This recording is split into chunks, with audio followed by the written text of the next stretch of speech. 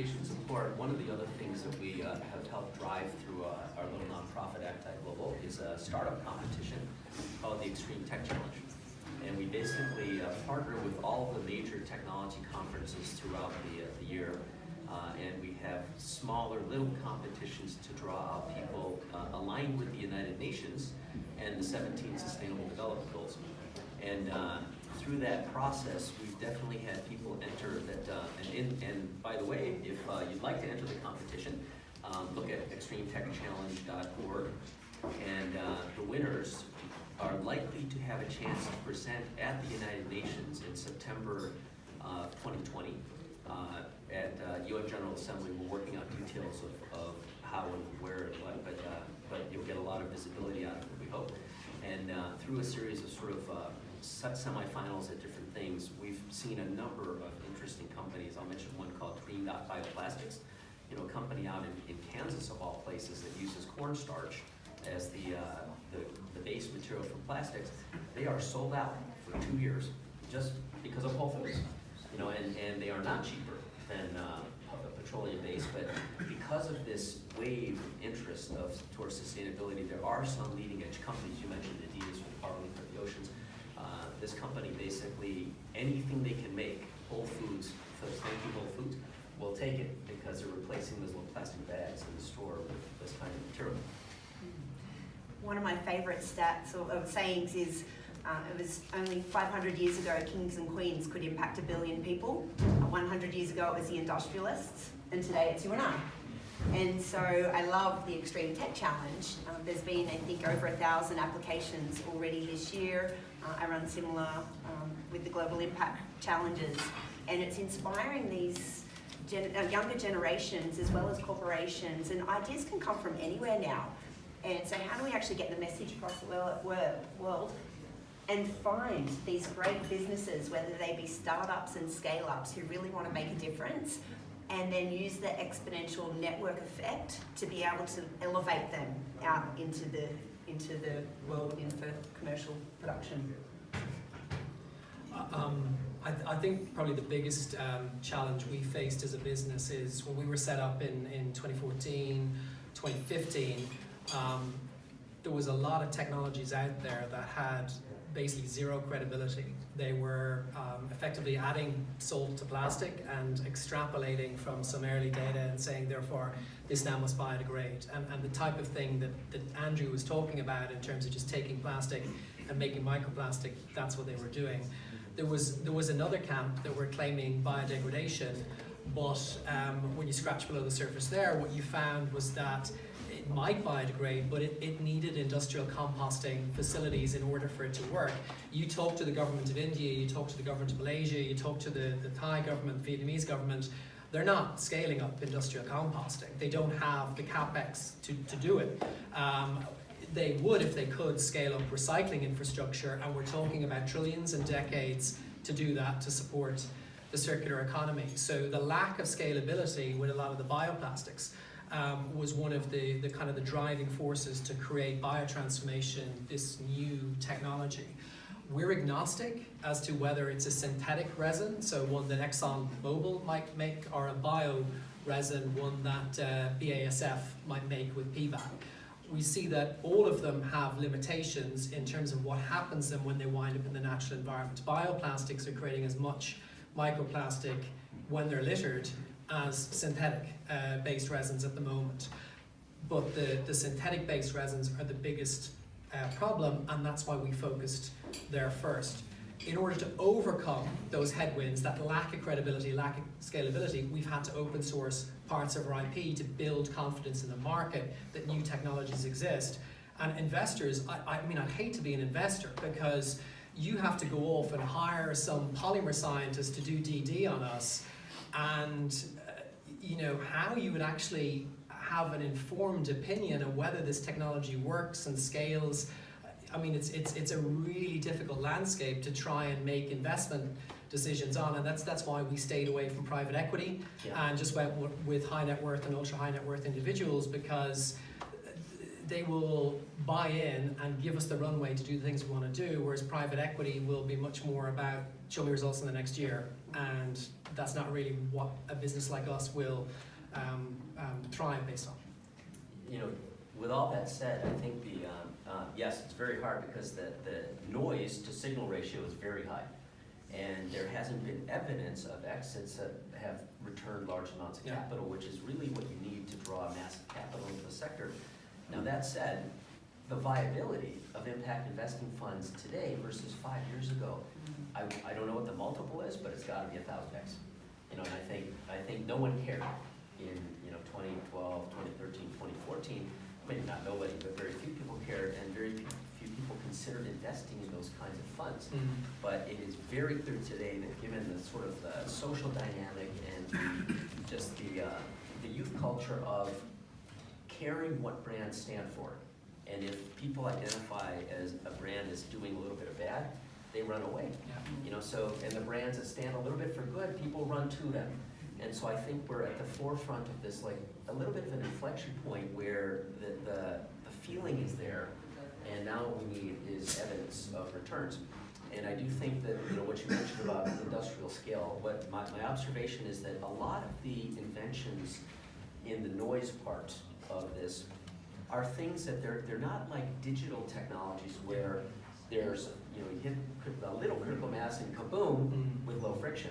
They tend to be scale-oriented things where the manufacturing cost plays a big part of the equation. So you have to put up the capital. That's the issue with green dot bioplastics. They need to put up $1 billion factory to get the cost structure of the output at really competitive prices.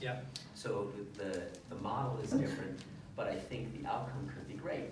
And you know, some of the things that are early warnings, not warnings, but early positive indicators. You know, you look at something like Beyond Meat. What is that, right? You know, when that went public, it, of course, you know, you could say, well, we're in a little bit of a bubble for tech. That's not really tech. But the market cap implies to me that the capital markets are gushing and trying to find solutions because they believe they will be of extreme value with multiples that we've not seen because they are changing our future. So capital markets can be smart sometimes, you know, and I think that to me was a very positive sign for capital flowing into the second segment. Yeah, just quickly. And I know that we're taking a little bit more risk now, but we can see the trends to be able to get bigger returns in that space. So I have a question for you. How long do you think it will take before we have a handheld device that we can point at a plastic bottle and know if it's got anything bad in it, or the molecular structure? So I usually sit on a stage with one of them sitting right next to me. It's so simple. It's basically our technology in the plastic with a pre-programmed time by which that will lose its utility and start the process of return to nature. The QR, so that to the consumer is the recycle by date. Let's say it's May, June 2021. The QR code that then sits next to it is how an NGO, an investor, a brand can scan it and go off into the cloud and see the data that evidences this doesn't create microplastic, it doesn't harm recycling, it doesn't harm the natural environment in any way. Everyone can agree on those outcomes. And that QR code, what percentage of consumers will actually scan it and go off and look at it, but at least it gives the brands and investors and other stakeholders confidence the data is there if it's needed. So I usually sit on a stage with one of these cups, but I came without them today. And what's your guess of the timeline that we'll all have one, or it'll be an app on our phone?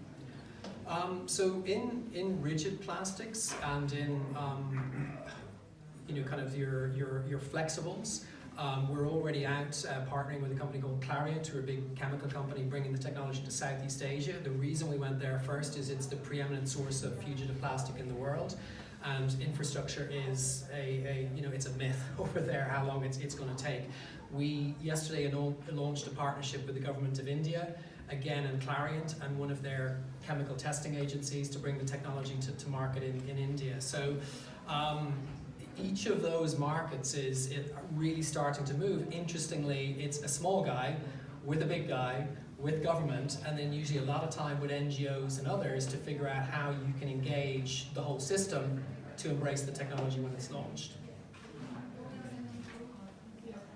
I just love the story that you told me, so the 7-year-old, and I think it's interesting to look at inspiration in the most unlikely places. And one of the projects I worked on is we put a container in a slum in Uganda, and we turned it into a 3D printing lab, just as an experiment to see what would happen. And so we had the kids collect all of the plastic, and we showed them how to wash it, and then they put it through the machine that shredded it, and then they put it in the next machine that turned it into a coil, and then they put it into the next machine. And we asked the kids, well, what would you like? And they're like, well, we want toys. So we said, okay, let's do a toy car. And so that was the first little thing that came out of the 3D printing machine. And like 4 or 5 hours later, they had like a toy car, and they were scratching their heads, and they couldn't believe what they just did. And this is in a slum in Uganda. It's one of the craziest places I've ever been. And what was beautiful about it is that the inspiration, like they didn't have to have an education, but the inspiration that came from that technology was incredible. Next thing they know, they were like, well, can we 3D print a toilet seat? And it's like, I take a toilet seat for granted, but in this community, they were starting to think, what can they make, from the plastic in their community that they need? So that was really inspirational. So I'd like to open it up to the audience. If you guys have any questions for our panelists? Yeah.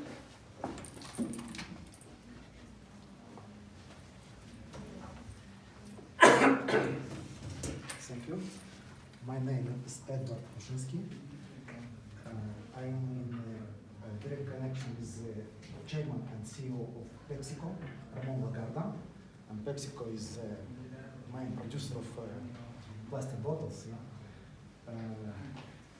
On the other hand, I in connection with a startup that has innovative materials that can replace plastic bottles.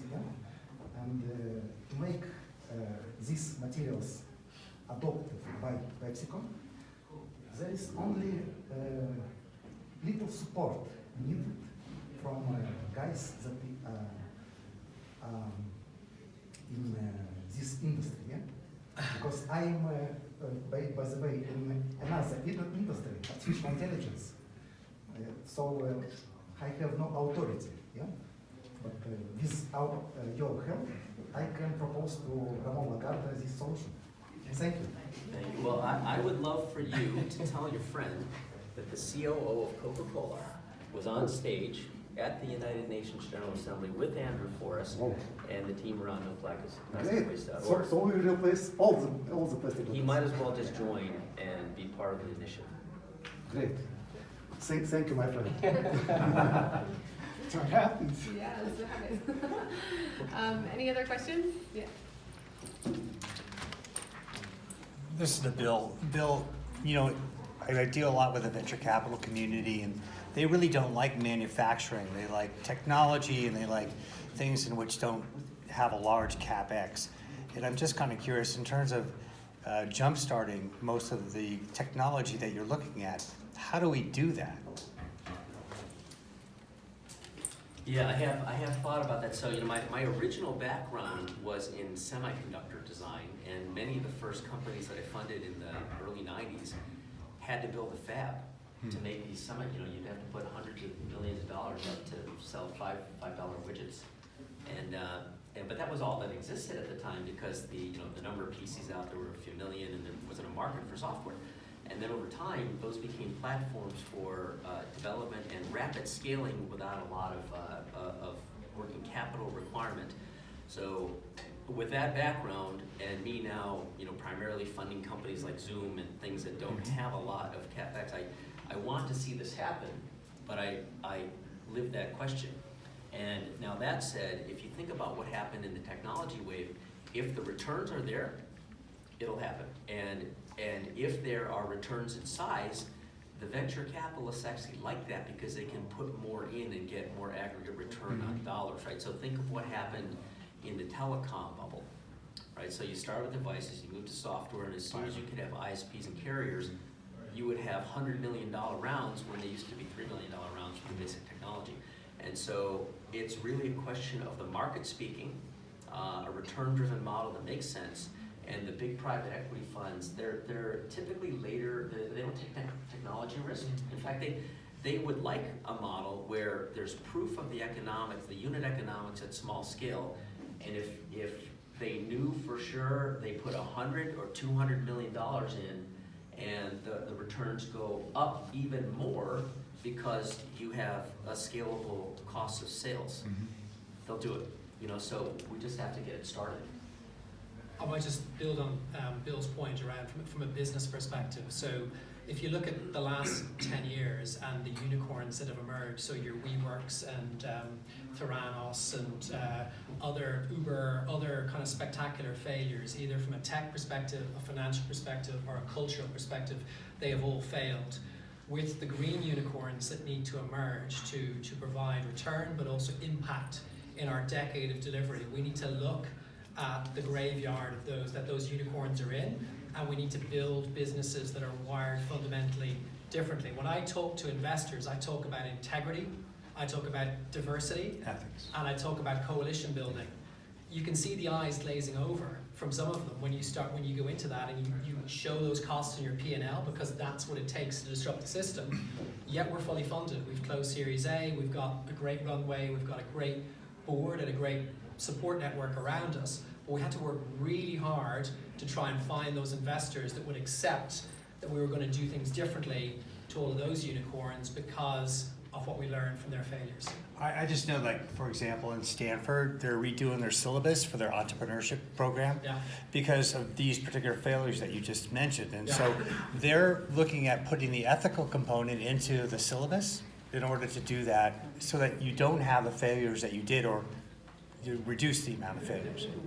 I think there's a huge shift now, and it's not impact investing or investing. They're going to merge because we've got the opportunity to do new business models and profit with purpose. And even you were sharing with the 3D printer, it's like we can do decentralized business models now with using technology as well to support that. So one of the biggest macroeconomic trends last year was trust, and it will be again this year. So how can we use blockchain technology and combine that with decentralized ability to be able to create these business models? Tokenize. Tokenized. Tokenized, just one word. Tokenized impact. And verify, I think. Yeah, Have a absolutely. third-party And we'll verifier. see a lot more of that in the next 10 years, if not 5. And so the more that we can actually invest, and I think we'll see bigger returns by taking the risk a little bit earlier now, knowing that that is the shift that's coming. Any other questions? Yeah. A question from the consumer side. We have 7.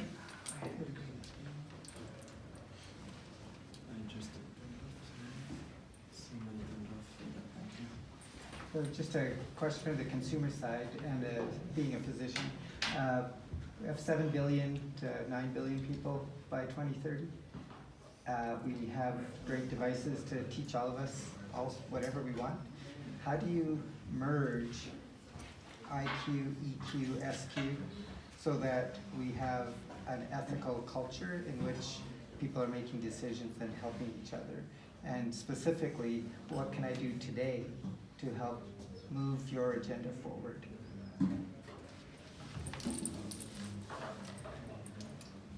Wow. I'll jump in. I don't know. Can you just define quickly SQ? Social intelligence. So Yeah, okay, great. So I think for me, AQ is also a big movement at the moment as well. And I've always been asked, what is the biggest skill that we can have for the future? And if you think of IQ, why are the people with the highest IQ in the world not the best business people? And even EQ as well. And I feel like now with technology, even the world is happening so fast and technologies move so fast. If you've got the highest IQ, you're probably going to think through it a lot more. And so AQ being adaptability is almost what I used to think was street smarts. So it's like you need to be smart and you need to have the EQ and the SQ, but the biggest thing is going to be able to move quickly and take action. And so, in that is, taking action. I don't know if anyone wants to add on that, and I think the call to action is essentially just empowering other people and using your super skill for people in your networks and environment to be able to share that with them and then elevate them out to the world. Maybe you want to, actually, you were talking about the training incorporated with your niece, is incorporate the concept of AQ into some of the learning systems that you're looking at so that we can get some of these things adopted very quickly, more quickly than taking a whole generation or a whole 10 years because we don't have the time. Yeah, absolutely. And so Singularity University, our core framework is around exponential mindset, exponential technology, and exponential impact. So how can we learn those core fundamentals which are actually going to help us think? I first walked into Singularity University in 2012. And there was a banner as I walked in the door, and it said, how will you have a positive impact on 1 billion people in the next 10 years? And I was, I've always wanted to help people, and I just went, wow, like 1 billion people and just me? Like, I actually need to think differently, and I've always wanted to help people, but typically impact is yourself and your immediate family, and then maybe your extended family, friends and family, your local community, your country, and the world. Right. And so using that mindset, I think, and so I'd encourage everyone to do a Singularity University program. Yeah. We've got an executive program in March in Australia for Singularity to Australia. I'll give a quick plug, but it's education. Everything moves at the speed of trust. So you can have the best data and the best science. You can be really sharp around what the particular issue you're trying to solve is. But unless you're actually able to instill integrity and trust in the system and reach across the aisle, and for us reaching across the aisle is the small guy with the big guy. It's the academic partners, it's the standards bodies, it's the government in India, it's the testing agency for the government of India. All of that is EQ based because you have to have that ability to look people in the eyes and say, I'm going to be there for you in the good days and the bad days. I'm not going to let you down. Saying it's not enough, you got to back it up. So that means you're building a different organization. You got to build the muscles within that allows you to bring the world with you. If I was just selling t-shirts, I wouldn't have to do that. They're either the best t-shirts in the world or the cheapest t-shirts in the world, and I just have to execute. These green unicorns, you've got to have that ability to have networks that will stand up for you and be your most powerful advocates. And it's not about PR. It's about breaking the walls of the business down.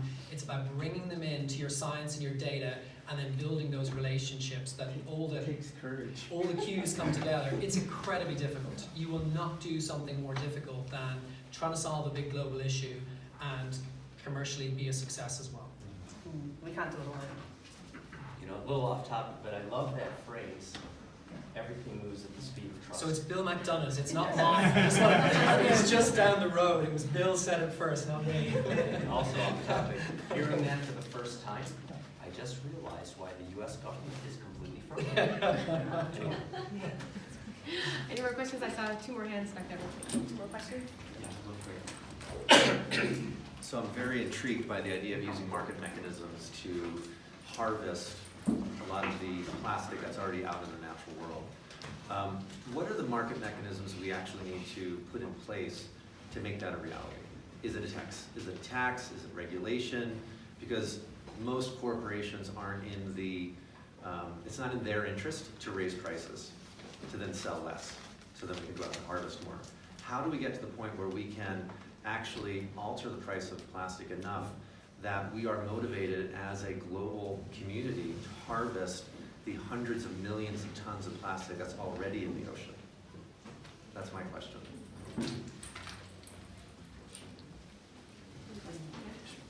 Yeah, this is the core issue, right? And it's how do you align interests to make the system run by itself? And with Mindaroo, his basis has come from the metals industry, so he's seen it happen before in a different context. Plastics business obviously is a little bit different because you're kind of chasing the lowering cost or the lowering price of petroleum too. And but the way this particular system is supposed to work, he's contributed $400 million to a pool. He's gotten some of the big brands like Coca-Cola to volunteer to do almost, if you live in the United States, there were mechanisms put in place for, in California, it's California redemption value. So when you buy something that is recyclable, the register, they add a little bit of a thing, and people go and collect that and bring it back and get the money for it. So part of this system here is that the bigger companies that are the very large volume producers of fresh plastic little bottles and things like that, they would voluntarily, every time something is sold, that had virgin plastic in it, they put a little contribution to this pool. And that would then fund a number of kind of collectors and recyclers and things like that to start creating the system, because you're right, a lot of the other pieces of that supply chain don't exist. And then that then would start to fuel the system where the scale economics possibly could bring the cost of that recycled stuff down, because it's easier to get, it's clean, it just happens faster. I think just on market mechanisms, we have on plastic pollution, we have so much to learn from climate and the hole in the ozone layer. So two things that would be incredibly helpful, and I think it's great that California takes action and does something regionally, but we can't always depend on California. They won't reach into Vietnam and Cambodia and the places where the fugitive plastic is biggest. So a global protocol on plastic, similar to what we did for the hole in the ozone layer, will be incredibly helpful. This is a call to action for any one of the G5, because I do think it needs to be a G5 nation who leads that and drives it and actually sees the opportunity. I think what we did, and by we I mean the UK government, did for the carbon cost curve abatement methodology, really got the market engaged on climate in 2008, 2009 under Tony Blair's government. So it was so much wrong in that model, but it allowed us to actually look at the CapEx and the OpEx involved in scaling the different abatement technologies to deliver a degree or a degree and a half warming scenario. If we had that type of open source methodology and a protocol on plastic, I think it will go a long way towards addressing this issue. And just to kind of remind us where we're at, we are 3 years in to this being something that the world was obsessed about since Attenborough in 2017. You know, there was so many people over decades trying to make climate the agenda it now is. We failed in Copenhagen, we succeeded in Paris, we unraveled afterwards, now Greta's got us back on track. And plastic needs to look at that and learn from that and see what's worked and not take as long to get there. So we'll take one more question, yeah.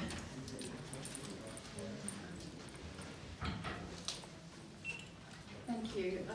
My name is Inga Ralph. I work for, I'm executive director of a family foundation called Little Choices. Is the fundamental issue the fact that we still don't price externalities properly? And I wonder whether this is a huge opportunity, and I'd be very interested to know how much work is being done on pricing the externalities of ocean plastics. Because I think if we can create models that illustrate and set precedent, then it makes it easy for others to follow.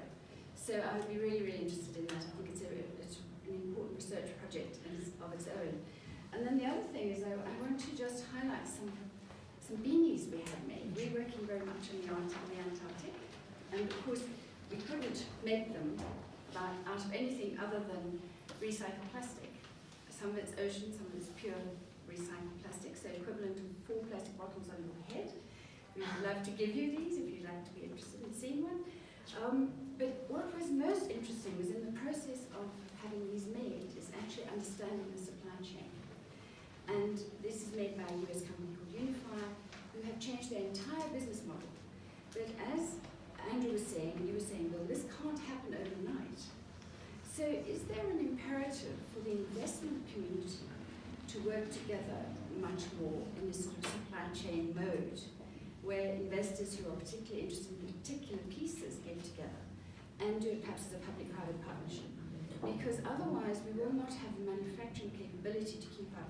And I suspect we will get very quickly a consumer tipping point, and we will not have the supply to be able to manage that. So, you know, just a couple of questions on how do we change the entire model from, you know, I'm a VC fund or an impact investor, but I'm doing this for me rather than collectively, and perhaps getting some public-private partnerships going on the investment side too.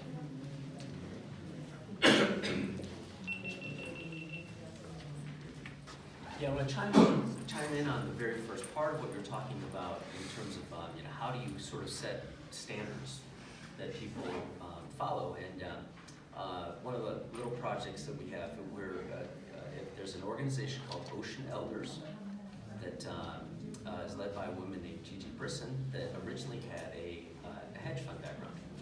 And we were talking about the issues of how do you measure all of these other things. And she took the step to talk to people on the Federal Accounting Standards Board. And so we're trying to figure out whether there's a mechanism such that when, by US compliance laws in terms of printing your annual report and the various filings you have to do every quarter, not just the earnings per share, but can there be initially a voluntary and then much later an actual standard that companies have to live to in terms of here's my revenue, here's my earnings, here's my carbon impact, here's my other sort of impact, and figuring out how do you kind of unitize those things so that they can be put on a P&L so that when the annual report comes out, they're not judged just on revenue or earnings. You know, and then I'm starting to see there's a fund in Palo Alto, California, venture capital fund, double bottom line partners. You know, so they will only invest, and it's one of the board members from Tesla. They will only invest in things that have both, you know, kind of social, environmental, and profit impact. Yeah, I think for me, from that huge macro level, is I'm obsessed at the moment with triaging the world's problems. So if you think about this future of perfect knowledge in the next 10 years, what do we need to know and how can we contribute? And so like you were walking into the emergency room in a hospital, they're very able to quickly identify what needs to be worked on first and how to provide the resources towards that. And so one of the initiatives that I'm doing with IA Impact is a platform similar to AngelList, but including then the impact side of things, the startup, scale up, like master asker side of things, and a mentor side of things, so we can bring the entire ecosystem together. So I met Bill a few years ago and was introduced to the VC world, and I've been doing angel investments and working with a lot of startups and scale-ups. And there seems to be this fundamental gap of how do we actually align with purpose. And so in the next 10 years, the platform, I would absolutely love your support. It's bringing together the ecosystem so that we can actually have direct impact initiatives, and then a framework where we can prioritize them so that we can have our collective energy work towards the right thing at the right time. And just on externalities, that would be incredibly helpful, but actually to model the unintended consequences of rushing in to perceived solutions. So, Andrew. Amen. What? Amen. Amen. So petrol engines, we rushed into diesel engines. All across Europe, it was the sensible thing at the time, and Tesla was just around the corner. So in this abatement methodology that I think we need to develop on plastic, we're looking at, if you take the 32%, 4 billion tons in the natural environment by the year 2050. 4 billion. 3 billion is on land, never gets in a river, never gets in an ocean. 1 billion winds up in the oceans. So the economics of actually solving that, and life cycle analysis of aluminium, of PE-coated paper, of all the different alternatives that are out there at the moment, we need to look at the water footprint, the carbon footprint of all of those things, and make informed decisions. Because at the moment it really is the valley of the blind, and the one-eyed white man, unfortunately, is king. I just want to thank you for sharing your beanie, because I've been on a panel with Bill before, and we always tend to wear like crazy fun hats. Do we get free and beanies? I wish love a beanie. I wish I would have met you before, and we would have had. Put them on right now. Can we have a photo with our beanies? You've already got it. So on that note, we'll wrap up the panel as well, and I just want to end it on the notion of this concept of micro activism, like what actions can we take on an individual level? Yeah, you want to get a picture first with them? Thanks. And it's actually to highlight the Arctic, which surprisingly has one of the highest rates of nanoplastics in the world. Sorry to hand you. That's all right. Yeah. That's all right.